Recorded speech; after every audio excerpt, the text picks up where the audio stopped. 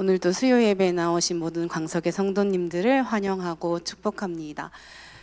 새해가 밝았습니다. 한 해가 밝았습니다. 교육부서에서는 아이들의 수료와 진급이 있었습니다. 소년부의 특별히 6학년 아이들은 교회에서나 학교에서나 졸업을 맞이하게 되었습니다. 특별히 이번에 중학교 1학년으로 올라가는 친구들은 저희에게 조금 특별한 의미가 있는 학년입니다. 제가 광석교회 부임을 한 해부터, 첫 해부터 3년을 꼬박 채우고 올려보낸 친구들이기 때문입니다. 그런데 이 특별한 감정은 저에게만 있었던 것은 아니었나 봅니다. 작년 2025년을 시작할 때부터 이 중학교 1학년으로 올라간 친구들이 저와 마지막 성경학교인 여름 성경학교를 준비할 때, 또 성탄절과 비전 트립을 준비할 때 1년 내내 저에게 질문을 하는 거예요. 어떤 질문을 하냐면요, 전도사님 이제 다른 교회로 가시나요? 그래서 제가 대답했습니다. 너희가 먼저 떠나. 너희가 먼저 소년부를 떠나니까 걱정 말아라. 그런데 한참 또 연습을 하고 저와 생활을 하다가 또 물어봐요. 전도사님 저희 없이도 소년부 잘 이끌어 가실 수 있겠어요? 하고 물어보는 거예요. 그러면서 5학년 아이들, 4학년 아이들이 말을 안 들으면요, 자기들이 막 답답하다는 식으로 얘기합니다. 전도사님 저 5학년 애들을 6학년으로 데리고 소년부 일 하실 수 있겠어요? 이렇게 질문을 하는 거예요. 2025년 한 해 동안 저만큼이나 우리 아이들이 제 걱정을 하며 겨우 수료를 하고 청소년부로 올라갔습니다. 교회 안에서 하나님을 예배하고 성장하는 과정은 우리가 생각하는 것보다 더 진한 사랑에 머물게 합니다. 바울에게는요, 에베소 교회와 그 성도들이 특별한 관계였습니다. 사도행전 20장에서 에베소 교회 장로들에게 고별 설교를 한 내용에 이렇게 나오거든요. 내가 3년이나 밤낮 쉬지 않고 눈물로 각 사람을 훈계했던 것을 기억하라. 그가 얼마나 치열하게 에베소 교회와 그 성도들을 위해 사역했는지 알 수 있습니다. 그리고 사도행전 20장 36절에서부터 38절의 말씀을 보면 이렇게 나와 있습니다. 표준 3번역으로 가져왔는데요. 바울은 말을 마치고서 무릎을 꿇고 그들과 함께 기도하였다. 그리고 모두 실컷 울고서 바울의 목을 끌어안고 입을 맞추었다. 그들을 가장 마음 아프게 한 것은 다시는 자기 얼굴을 볼 수 없으리라고 한 바울의 말이었다. 그들은 배 타는 곳까지 바울을 배웅하였다. 그 어떤 드라마의 이별 장면보다 절절합니다. 물론 저희 아이들은 저를 안고 울거나 입 맞추지 않았습니다. 에베소 지역은 어떤 지역이었을까요? 소아시아 서쪽 극단에 있던 에베소는 그리스의 식민지였다가 로마의 자치 도시가 된 곳이었습니다. 무역이 성행하는 항구 도시였고, 그리스의 영향으로 헬라 철학과 또 세속 논리를 논하는, 세속적 진리를 논하는 수많은 궤변자들이 많이 있었습니다. 풍요와 다산을 상징하는 그리스 우상인 아데미 여신을 섬기는 신전이 있었고, 사도행전 19장에 나오는 데메드리오처럼 그러한 우상과 관련한 물품을 만들어 생계를 이끌어가는 사람들이 많이 있었습니다. 아데미 신전은요, 가로 137m, 또 너비 67m, 또 지름이 1.8m고 높이가 18m인 127개의 대리석 기둥으로 이루어져 있었습니다. 상상이 잘 안 가시죠? 그런데 이 명성이요, 고대 세계 7대 불가사리 중 하나로 꼽힐 만큼 어마어마한 크기였습니다. 도시 하나에 그런 거대한 신전이 있다는 것은 온 도시가 그것을 중심으로 삶이 이루어졌다고 봐도 과언이 아닐 것입니다. 그런데 그러한 도시에 바울이 나타났고 또 복음을 선포하기 시작했습니다. 바울은 에베소에서 처음 3달 동안은 회당에서 복음을 전했습니다. 그러나 유대인들의 방해로 두란노 서원으로 자리를 옮겨서 2년 동안 그리스도교의 진리에 대해 체계적으로 가르치기 시작했습니다. 예수님의 옷자락만 만지고 병을 나았던 마치 혈루병 여인처럼 바울의 몸에서 손수건이나 앞치마를 가져다가 병든 사람에게 얹으면 그 병이 낫는 놀라운 기적도 일어났습니다. 바울이 전했던 복음은 이 에베소 사람들에게 지적인 충족뿐만 아니라 영적이고 또 감정적인 것까지 뒤흔드는 선교였습니다. 유대인과 헬라인 모두 예수님을 믿을 수밖에 없게끔 만들었던 것이죠. 에베소 교회는 바울이 복음을 전했던 사도행전 이야기뿐만 아니라 우리가 오늘 본문으로 읽었던 에베소서에서도 언급이 되고 또 성경의 마지막 책인 요한계시록에서도 언급이 됩니다. 바울이 옥에 갇혀서도 에베소 교회에 대한 사랑을 담아 편지를 쓴 이유는 단순히 바울이 긴 시간 사역을 해서도 또 헤어짐이 슬퍼서도 쓴 것은 아니었을 것입니다. 오랜 시간 그 땅과 조상들을 통해서 이어진 헬레니즘의 그 거대 담론 안에서 새로운 신앙의 씨앗을 얼마나 뿌리내리기 어려운 환경이었는지 잘 알고 있었기 때문에 바울은 에베소 교회의 그 교인들과 성도들을 응원했던 것이죠. 신앙은 복음으로부터 시작됩니다. 복음은 복된 소식, 영어로는 굿 뉴스라고 표시합니다. 다시 말하면 복음은 이전에 내가 알고 있었던 소식이 아니라 뉴스, 새로운 것들의 이야기인 것이죠. 에베소인들 뿐만 아니라 이미 하나님에 대한 이야기, 또 수많은 선지자를 통해서 선포된 메시아 이야기를 알고 있었던 유대인에게조차 예수 그리스도는 새로운 사건이 된 것입니다. 1832년 귀틀라프 선교사가 전해준 한문 성경이 제일 처음 한국 땅에 전해진 복음의 씨앗이라고 한다면 우리는 그 안에서 얼마나 많은 토속 문화적인 기반 위에서 신앙을 쌓고 있을까요? 예배드리고 말씀 읽고 또 기도하고 찬양하는데도 우리의 신앙은 여전히 쳇바퀴 도는 것 같이 느껴질 때가 있습니다. 한 해를 돌아볼 때 모든 것이 하나님의 은혜였음을 고백하면서 또 새로운 한 해를 시작할 때에 하나님의 나라와 그의 의를 구하기보다는 또다시 내가 사랑하는 우리 가족들, 자녀들의 건강과 안정을 구하는 우리 모습을 볼 때 하나님이 얼만큼 기뻐하실까 하는 고민이 되기도 합니다. 오늘 말씀의 제목은 빛으로 말미암아입니다. 하나님의 빛으로 말미암아 어두움에서 빛의 자녀가 된 에베소 교회의 말씀을 보며 우리도 하나님의 빛의 자녀가 되길 소망합니다. 먼저 하나님의 빛은 나와 하나 되게 합니다. 나는 나 하나인 것 같은데 어떻게 내가 나와 하나가 될 수 있을까요? 현재는 목사님이시고 시인과 촌장으로 활동했었던 하덕규 목사님의 곡인 가시나무에는 이러한 곡이 나옵니다. 내 속엔 내가 너무도 많아서 당신의 쉴 곳 없네. 내 속엔 헛된 바램들로 당신의 편할 곳 없네. 내 속엔 내가 어쩔 수 없는 어둠, 당신의 쉴 자리를 뺏고 내 속엔 내가 이길 수 없는 슬픔, 무성한 가시나무 숲 같네. 바람만 불면 그 메마른 가지 서로 부대끼며 울어대고 쉴 곳을 찾아 지쳐 날아온 어린 새들도 가시에 찔려 날아가고 바람만 불면 외롭고 또 괴로워 슬픔 노래들 부르던 날이 많았는데 내 속엔 내가 너무도 많아서 당신의 쉴 곳 없네.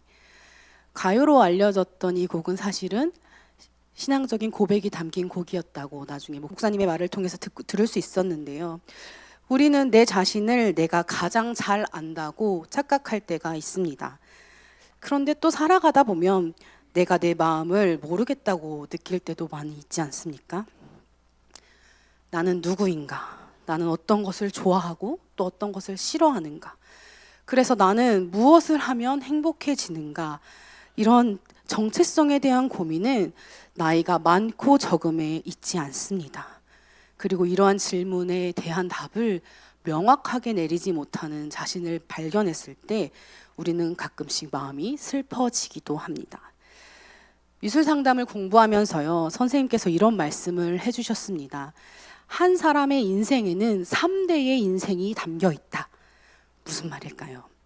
나라는 사람이 가진 성향과 나를 양육한 아버지 어머니의 인생, 또 아버지 어머니를 양육한 조부모님들의 인생이 저라는 한 사람에 담겨 있다는 의미였습니다. 저는 친가로부터 3대의 신앙을, 또 외가로부터는 4대째의 신앙을 물려받았습니다. 그렇다면 저 한 사람의 인생에 3대의 인생, 그것의 가장 큰 배경은 무엇이었겠습니까? 신앙이었겠지요. 그런데 저를 향한 집안 어른들의 걱정은 다소 유교적이고 샤머니즘적인 요소가 섞여 있었습니다. 성도님들께서도 걱정되는지 한번 들어보시겠습니까? 먼저 제 이름의 안은요, 한자를 편안한 안자를 씁니다. 다 아시겠지만 간머리 부수에 여자 여자가 쓰여 있습니다. 어른들은 계집애가 간머리를 쓰고 있다고 걱정을 하셨고요. 또 저는 호랑이띠고요. 1년 중에 해가 가장 긴 날인 하지에 태어났습니다. 그리고 오후 4시 30분에 태어났고요. 여기까지 들으시면 생각이 나시는 분들은 있으실 거고 무슨 말이지 하시는 분들도 계실 것 같습니다. 저희 어른들은요, 저희 집안 어른들은 남자 사주에 여자아이가 태어났다, 기센 아이가 태어났다 하면서 걱정을 하셨습니다. 그런데요, 저는 거기에 그치지 않고요, 곱슬머리고요, 옥리고요, 고집이 세다고 소문난 성 안강최 중에 안씨와 최씨 사이에 태어났습니다. 제가 전도사 사역 중에 결혼을 했는데요, 그 와중에도 저희 집안 어른들께서는요, 신랑의 띠가 어떻게 되니? 라고 물어보셨습니다. 제가 호랑이띠라고 했잖아요. 털 있는 동물의 띠는 털 있는 동물의 띠와 살아야 안전하다더라 라고 말씀하시면서요, 다행히 저희 신랑의 띠는 소띠여서 털 있는 동물이어서 안심하셨습니다. 제가 이렇게 줄줄 외우는 것을 보면 얼마나 많이 들었을지 상상이 되지 않으십니까? 그런데요, 저는 아주 어릴 때부터 어른들의 그 얘기를 들을 때 듣기 싫었던 게 아니라요, 들으면서 스스로도 조금 납득이 되기도 했습니다. 내가 그렇게 쉬운 아이는 아닌 것 같다라는 걸 스스로 잘 파악하고 있었거든요. 그런데 정말 제 인생을 만들어 나간 것이 제 사주팔자와 곱슬머리와 옥리 때문이었을까요? 저에게 내려오기까지 1대에서부터 3대에 걸친 조부모님들의 신앙 안에는 그 전에 조상들이 경험했던 나라의 역사와 삶의 희노애락이 뒤섞여 있었습니다. 바울은 하나님의 자녀가 되기 위해 분투하며 살아가지만 여전히 헬레니즘 문화와 뒤섞여 있는 에베소 교회 성도들에게 이렇게 권면하고 있는 것입니다. 오늘 본문 에베소서 5장 1절에서부터 2절 말씀입니다. 함께 읽겠습니다. 받는 자녀같이 너희는 하나님을 본받는 자가 되고 그리스도께서 너희를 사랑하신 것 같이 너희도 사랑 가운데서 행하라. 그는 우리를 위하여 자신을 버리사 향기로운 제물과 희생 제물로 하나님께 드리셨느니라.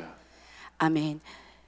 이 본문을 의역한 메시지 성경을 보면 더 쉽게 의미가 와닿습니다. 메시지 성경엔 이렇게 나와 있습니다. 자녀가 부모에게서 바른 행동을 배우고 익히듯이 여러분은 하나님께서 하시는 일을 살펴서 그대로 행하십시오. 하나님께서 하시는 일 대부분은 여러분을 사랑하시는 것입니다. 그분과의 사귐을 지속하고 사랑의 삶을 익히십시오.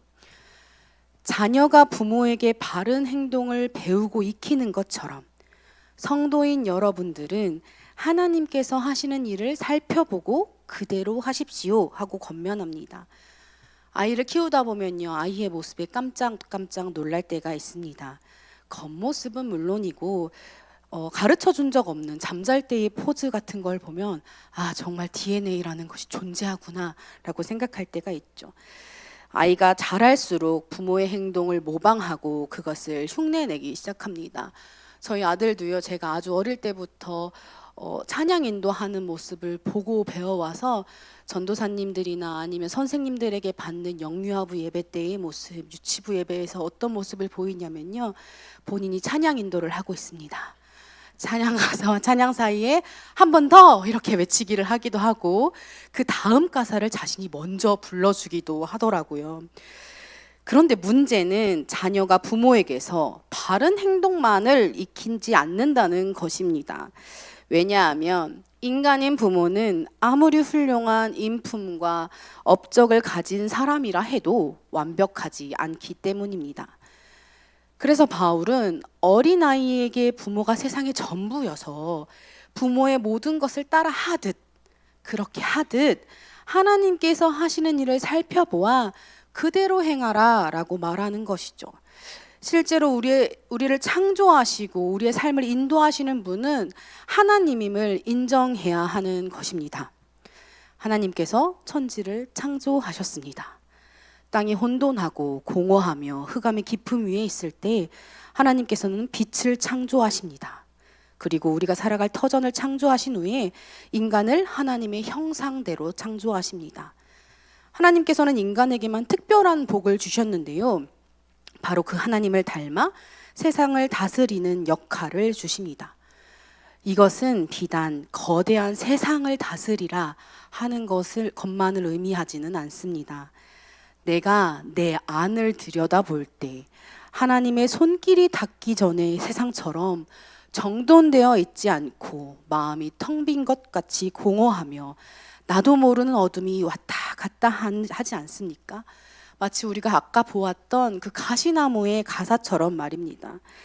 내 속에 내가 너무나 많아서 그 헛된 바램들과 내가 이길 수 없는 슬픔들이 가득해서 하나님께서 내 안에 머무실 곳이 없지 않습니까? 그런데 하나님의 창조의 가장 큰 은혜는 무엇이냐면요. 아무것도 요청하지 않은 그때에 하나님께서 스스로 직접 빛을 창조하셨다는 것입니다. 우리가 어떻게 하면 하나님과 가까워질 수 있을까? 내가 어떻게 하면 내 삶이 정리가 될까? 여기서 어떻게 더 발버둥 쳐야 하나님의 공간을 내어드릴 수 있을까 고민하지만 오직 하나님께서 스스로 우리 안에 빛으로 임하셨다는 것입니다. 구약의 수많은 백성들이 메시아를 원했습니다. 삶의 처참한 자리, 어둠의 자리, 사망을 목전에 둔 자리에서 누구보다 간절히 우리의 삶을 구원할 메시아를 원했습니다. 그러나 자세히 들여다보면 그들의 바람은 우리가 또다시 새해 소망으로 바랬던 삶의 평안, 안정, 부귀영화와 다를 것이 없었습니다. 하나님만을 믿겠습니다. 하나님만을 사랑하겠습니다. 다짐해도 정작 하나님의 마음에는 관심이 없었던 것이죠. 그런데 하나님께서는 약속하셨던 메시아를 직접 보내주셨습니다. 단 하나뿐인 독생자를 다시금 당신의 피조물로 태어나게 하신 것입니다. 하나님의 창조는 한마디로 질서였습니다. 물을 갈라 궁창을 만들고 물을 모아 땅과 바다를 구별하셨습니다. 동물들에게는 각자 살 자리를 주셨고 인간에게도 삶의 터전을 주셨습니다. 그러나 아담으로부터 시작된 죄악은 우리를 다시 무질서하게 만들었습니다. 왜요? 우리는 피조물임에도 하나님처럼 하나님과 같이 되고자 했기 때문입니다. 내가 나로서 존재하지 못하는 이유는 바로 지금도 아담과 하와와 같이 동일한 죄를 우리가 짓고 있기 때문입니다. 하나님의 자리에 내가 앉아 내 삶을 통제하고 내가 모든 책임을 지려고 하는 그 교만 때문이지요.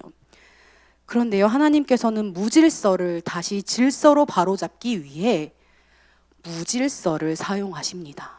다시 한번요. 무질서를 질서로 바로잡기 위해 무질서를 사용하십니다. 피조물인 우리가 창조주인 하나님이 되려고 한 무질서를 사용하셔서 참 신인 예수님께서 참 인간이 되고자 하는 대신 그 무질서를 사용하셔서 세상을 구원하시고자 했다는 것입니다. 오늘 저희가 읽은 본문에선 이렇게 나옵니다. 그러므로 사랑받는 자녀같이 그리스도께서 너희를 사랑하신 것 같이 라고 말하고 있고, 메시지 성경은 이 부분을 이렇게 표현합니다. 하나님께서 하시는 일 대부분은 여러분을 사랑하시는 것입니다. 창조와 예수 그리스도의 성육신과 십자가 사건은 우리에게 이것을 전해주는 것입니다. 하나님께서 우리를 무척 사랑하십니다. 그런데 바울은 이 사랑의 선포를 더욱 강력하게 합니다. 우리가 읽었던 1절의 원어를 보면 맨 첫 구절이 이렇게 되어 있거든요. 그러므로 너희는 뭐뭐가 되고, 이거를 헬라어로 하면 기데스테 운, 그리고 또 2절의 앞부분은 너희도 행하라 페리파테이테라는 명령어로 되어 있습니다. 하나님을 본받는 것과 사랑 가운데에서 행하는 사랑의 행위가 계속적으로 지속적으로 이루어져야 함을 명령하는 것입니다. 표준 세번역에서는 2절 말씀을 이렇게 표현하는데요. 함께 보겠습니다. 그리스도께서 우리를 사랑하셔서 우리를 위하여 하나님 앞에 향기로운 예물과 제물로 자기 몸을 내주신 것 같이 여러분도 사랑 안에서 살아가십시오. 아멘. 창조주 하나님과 예수 그리스도의 구원을 아는 자라면 더 이상 혼돈과 공허함과 흑암에 사는 것이 아니라 이미 스스로 빛을 창조하신 하나님의 사랑 안에 거하라고 명령하는 것입니다. 그리고 우리가 그 사랑을 알아차릴 때에 이미 창조하신 사랑의 빛이 사랑받은 자녀로 내가 살아가게 한다는 것입니다. 내가 다른 누구가 아닌 하나님의 사랑을 충만히 받은 자로 현재를 살아가게 합니다. 두 번째로요, 하나님의 빛은 그리스도 안에서 하나가 되게 합니다. 에베소서 5장 7절 8절 말씀입니다. 함께 보겠습니다. 그러므로 그들과 함께하는 자가 되지 말라. 너희가 전에는 어둠이더니 이제는 주 안에서 빛이라. 빛의 자녀들처럼 행하라. 아멘. 본문 7절 말씀에는 이렇게 말합니다. 그러므로 그들과 함께하는 자가 되지 말라. 하나님의 사랑받은 자라는 정체성을 확고히 한 자라면 너희는 그들과 함께하지 말라라고 하는 것이죠. 그들은 누구입니까? 3절에요 이렇게 나옵니다. 음행과 온갖 더러운 것과 탐욕을 가진 자들, 이렇게 말하는데요. 음행이라는 것은 원어로 포르네이아, 영어로 말하면 포르노그라피의 어원을 가진 부도덕한 성행위를 의미합니다. 두 번째, 온갖 더러운 것은요, 마태복음 23장 27절의 말씀과 동일한 표현입니다. 화 있을진저 외식하는 서기관들과 바리새인들이여 회칠한 무덤 같으니 겉으로는 아름답게 보이나 그 안에는 죽은 사람의 뼈와 모든 더러운 것이 가득하도다. 죽은 사람의 시체를 비유한 단어로 이 온갖 더러운 것은 잘못된 종교 이념이나 부정한 생각, 또 정욕 등을 의미했습니다. 또 세 번째로 탐욕은요, 자신에게 주어진 것 이상으로 소유하거나 누리기를 원하는 마음을 의미합니다. 즉 3절에 나온 음행과 온갖 더러운 것과 탐욕은 아데미 신을 섬기던 이전의 삶의 양식을 의미합니다. 풍요와 다산의 신이었던 아데미 신을 섬기던 에베소는요, 공창이 만연하였습니다. 그래서 성적 타락이 아주 공공연하게 일어나던 곳이었습니다. 거대한 신전을 두고 마치 신앙심이, 종교심이 좋은 것처럼 보였지만 결국 그들은 아데미 여신을 향한 잘못된 종교심을 이용하여 자신들의 생계를 유지하려는 것에 그 종교심의 목적을 두었습니다. 그리고 바울의 복음이 자신들의 삶을 방해한다고 여겼을 때에 기꺼이 그들을 탄압했습니다. 바울은 교회가 세워진 후에도 에베소 성도들 주변에 가득하고 그들에게 손가락질하는 세력에서 이제는 분리되어라 라고 말하는 것입니다. 동시에 내 안에 아주 깊숙이 뿌리 박혀 있는 헬레니즘 문화에서 이제는 진짜 그리스도인으로 거듭나야 한다라고 권면하는 것이죠. 또 4절에는요 이렇게 나와 있는데요. 누추함과 어리석은 말이나 희롱의 말을 하는 자들과 멀리하라 라고 합니다. 그리고 오히려 그 말보다 감사의 말을 하라. 누추함의 원어는요 아이스크로테스라는 말입니다. 이것은 12절에 부끄러움과 동일한 어근을 갖는 단어로요, 파렴치한 모든 것과 도덕적으로 사람을 부끄럽게 만드는 모든 것을 의미합니다. 어리석은 말은 헬라어로 낮은 지능의 사람이 하는 말로 해석되었고, 또 희롱의 말은 경박한, 무례한 말, 상스러운 농담으로 이야기되었습니다. 처음부터 에베소 교회는 유대인과 헬라인이 함께 시작한 교회였습니다. 그런데 시간이 지나면서 교회는 자리 잡아갔지만 바울은 그 안에서 분열이 있음을 알게 되었어요. 그래서 성도다운 삶이 무엇인지 나열하고 있는 것입니다. 다른 사람을 부끄럽게 하는 말, 이것은 다른 사람을 부끄럽게 하는 것이 아니라 내가 부끄럽게 되는 말이다. 다른 사람의 낮은 지식을 흉보는 말, 이것은 자신이 더 어리석은 자처럼 행동하는 것이다. 경박하고 무례하고 상스러운 농담은 믿지 않는 에베소인들과 구별되지 않는다는 것을 강조하는 것이죠. 바울은 에베소 교회에게 헬레니즘 문화와 그리스도의 문화, 헬라인과 유대인의 분열을 하나로 만들 것은 오직 그리스도뿐입니다 라고 말합니다. 에베소서 2장 14절에서부터 17절을 표준 세번역으로 번갈아서 교독하겠습니다. 제가 먼저 봉독합니다. 그리스도는 우리의 평화이십니다. 그리스도께서는 유대 사람과 이방 사람이 양쪽으로 갈려 있는 것을 하나로 만드신 분이십니다. 그는 유대 사람과 이방 사람 사이를 가르는 담을 자기 몸으로 허무셔서 원수된 것을 없애시고 조문으로 된 계명의 율법을 폐하셨습니다.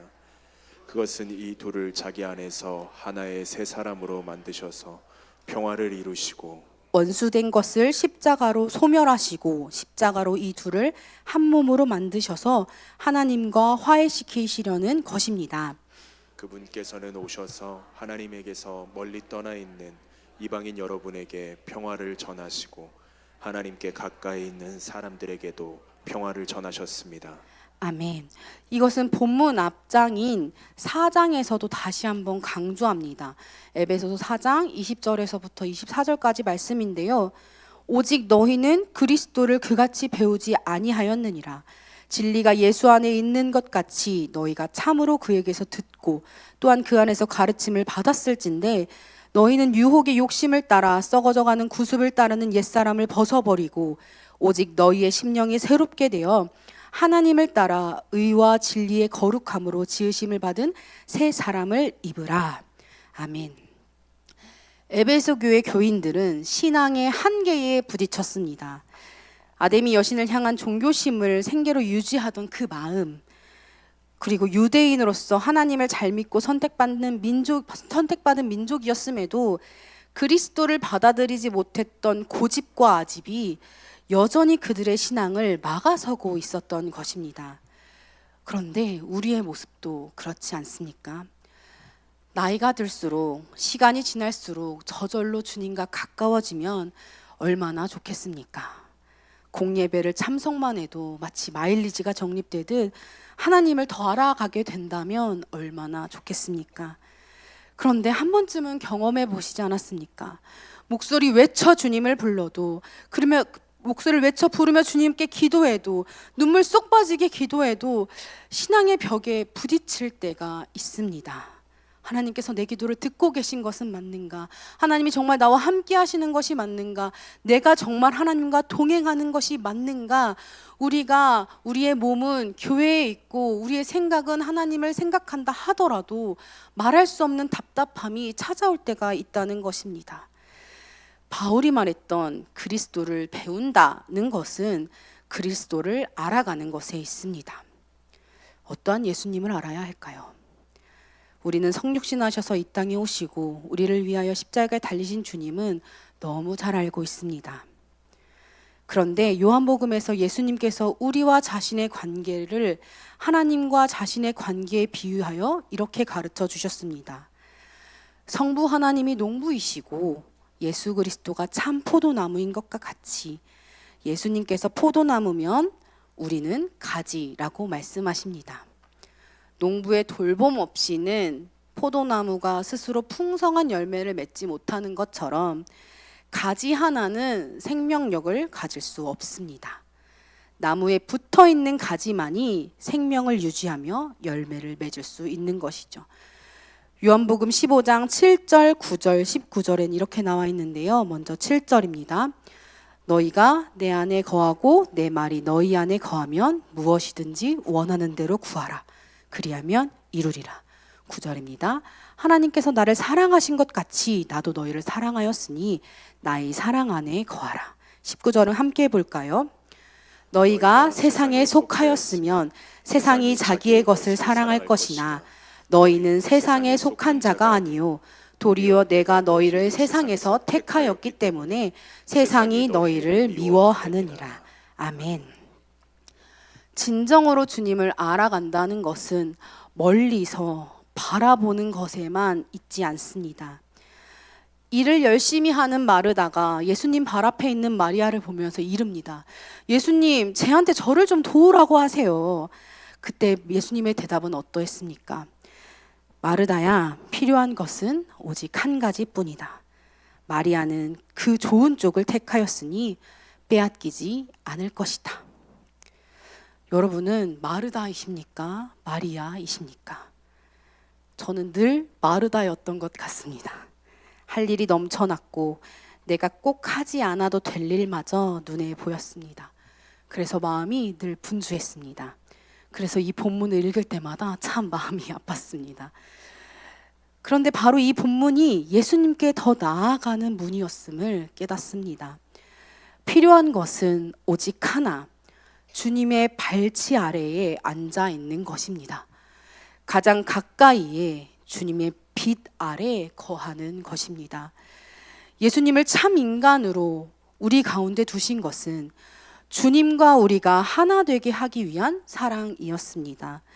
주님을 믿는다는 것, 종교심을 가진다는 것, 신앙한다는 것, 주님을 앙망한다는 것은 그저 우리의 인생의 해결사로 주님을 우리의 마술 지팡이로 여기는 것이 아니라 주님 안에 완전히 거하여 주님과 같이 되는 것을 의미합니다.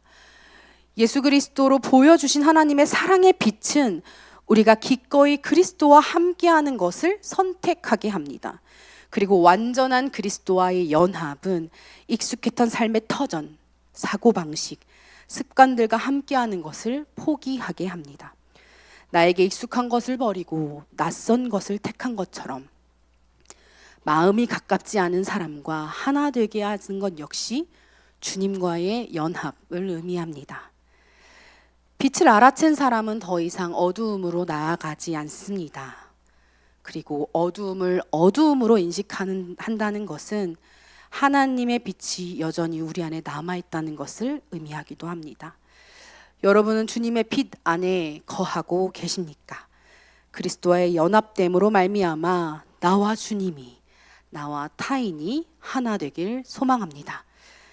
마지막 세 번째는요, 하나님의 빛은 교회와 세상이 하나 되게 합니다. 포도나무와 하나 된 가지가 포도 열매를 맺듯이 그리스도와 완전히 연합된 성도들은 빛의 열매를 맺습니다. 사랑의 움직임은 열매를 창조합니다. 하나님께서 사랑으로 이 세상을 창조하신 것처럼 그리스도께서 십자가 사랑으로 우리가 가질 수 없는 영원한 생명을 주신 것 같습니다. 사랑으로 비롯된 열매는 이전과는 또 다른 생명의 창조를 낳습니다. 마지막 하나님의 빛으로 낳은 빛의 열매는 이것입니다. 에베소서 5장 9절과 13절, 14절 말씀입니다. 함께 읽겠습니다.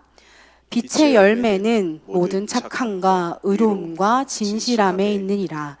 그러나 책망을 받는 모든 것은 빛으로 말미암아 드러나나니 드러나는 것마다 빛이니라. 그러므로 이르시기를 잠자는 자여 깨어서 죽은 자들 가운데서 일어나라. 그리스도께서 너에게 비추이시리라 하셨느니라. 아멘. 본문 9절에서는 그 열매를 모든 착함과 의로움과 진실함이라고 말합니다. 첫 번째 열매인 착함의 원어 아가도시네에는 우리가 일반적으로 알고 있는 선을 의미합니다. 그런데 그 선 앞에 모든 착함, 모든이라는 단어가 붙은 것은 개인의 타고난 성품, 그 선인 일반적인 선이 아닌 의지적인 결단과 결심이 포함된 선이기 때문입니다. 바울은 앞선 4장 2절 3절에서도 이렇게 말하는데요.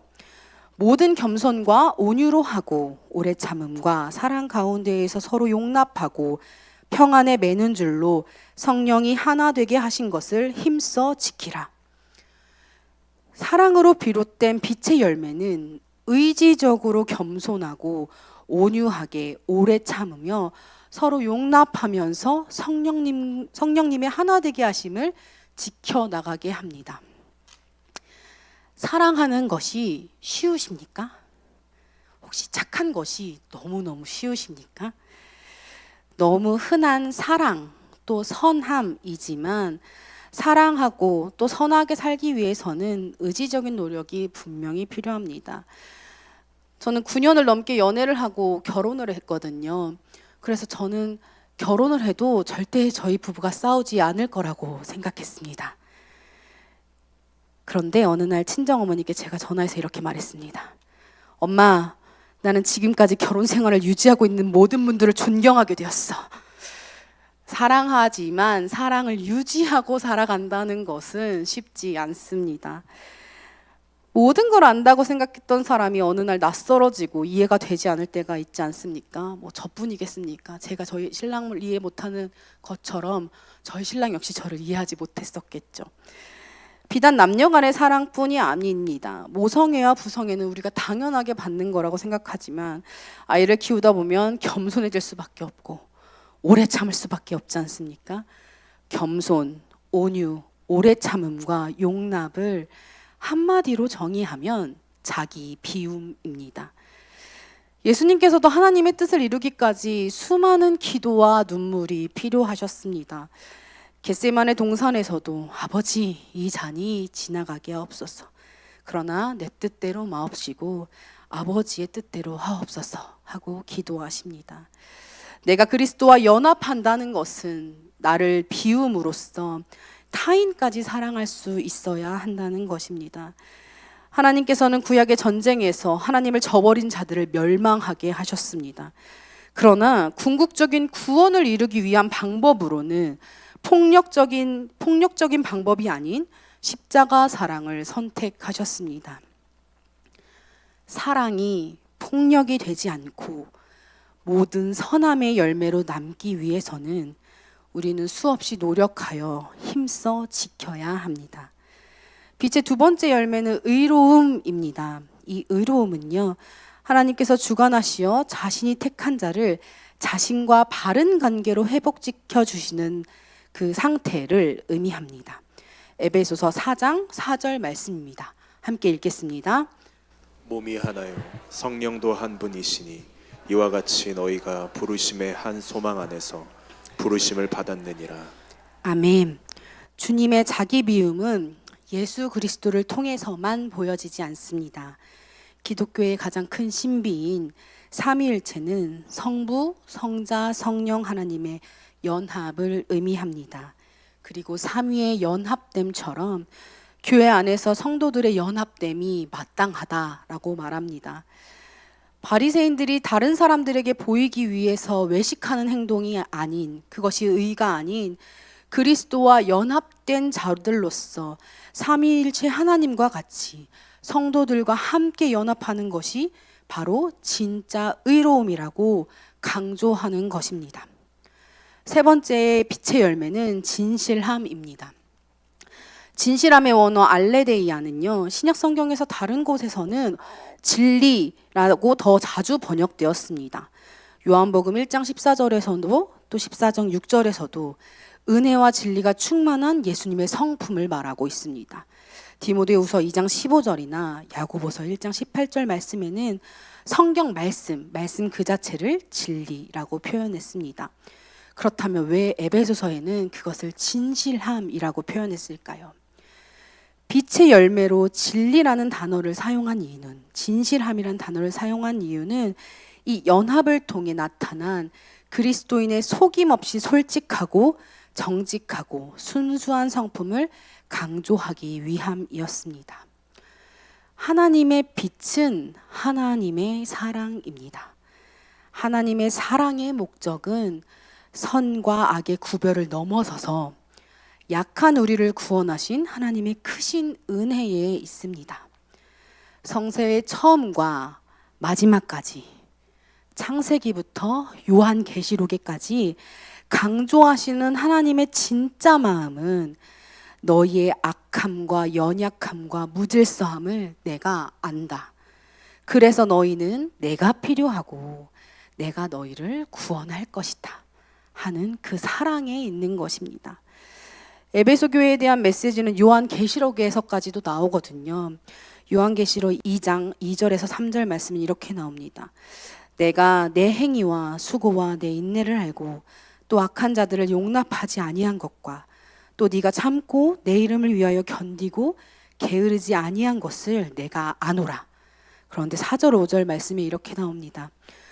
그러나 너를 책망할 것이 있나니 너의 처음 사랑을 버렸느니라. 그러므로 어디서 떨어졌는지를 생각하고 회개하여 처음 행위를 가지라. 창세기에서 피조물들을 만드시고 아담과 하와에게 바라셨던 것도 하나였습니다. 서로 외롭지 말고 사랑하라. 예수 그리스도를 이 땅에 보내시면서 외치셨던 계명도 하나였습니다. 새 계명을 너희에게 주노니 너희가 서로 사랑하라. 내가 너를 사랑한 것 같이 너희도 서로 사랑하라. 인내하고 참고 견딘 에베소 교회를 칭찬하시면서도 마지막 책망은 너의 처음 사랑을 버렸느니라. 그러니 회개하고 사랑을 회복하라 라는 말씀이셨습니다. 하나님의 임재는 어느 장소도 사람도 가릴 것이 없습니다. 광석교회만 사랑하시는 것이 아니라 소년부만 사랑하시는 것이 아니라 모든 사람들을, 모든 하나님의 피조물을 동일하게 사랑의 빛으로 비추고 계신다는 것입니다. 하나님의 빛은 우리가 은밀히 숨긴다고 하여도 가릴 수 없습니다. 빛의 열매를 가진 자들은 그 빛을 숨길 수 없습니다. 방 안에 불이 켜지면 모든 것이 환하게 보이고 은밀하고 어둠 속에서 행하던 악한 것들도 빛이 임하면 모든 것이 드러나게 되어 있습니다. 본문 13절 14절 말씀을 공동 번역으로 함께 보겠습니다. 함께 보겠습니다. 모든 것은 폭로되면 빛을 받아 드러나고 빛을 받아 드러나면 빛의 세계에 속하게 됩니다. 잠에서 깨어나라. 죽음에서 일어나라. 그리스도께서 너에게 빛을 비추어 지시리라는 말씀이 이 뜻입니다. 하나님께서 지금 나를, 우리를, 우리 공동체를 비추십니다. 그리고 그 빛은 우리의 수고뿐 아니라 우리의 어두움, 연약함, 추함과 악함까지 비추십니다. 그리고 명령하십니다. 수고했다. 그러나 더 사랑하여야 한다. 회개하라. 그리고 나에게 가까이 오라 하고 말립니다. 말씀을 마무리합니다. 한 해의 시작을 어떻게 준비하셨습니까? 오늘 에베소 교회를 통한 하나님의 음성이 우리에게 들려지는 음성이길 간절히 소망합니다. 빛으로 말미암아 엉켜 있고 무질서한 우리의 마음이 정돈되길 소망합니다. 빛으로 말미암아 마르다가 아니라 기꺼이 주님 발치 앞으로 나아오는 마리아가 되는 발걸음이 되길 소망합니다. 빛으로 말미암아 그리스도와 연합한 광석의 성도들이 나를 비움으로 주님의 마음으로 서로 용납하며 사랑하여 더 많은 사랑의 열매들을 맺어내길 소망합니다. 빛으로 말미암아 무엇보다 우리를 사랑하시사 끝까지 사랑하셔서 끊임없이 기다리시는 주님의 사랑에 응답하는 우리가 되길 소망합니다.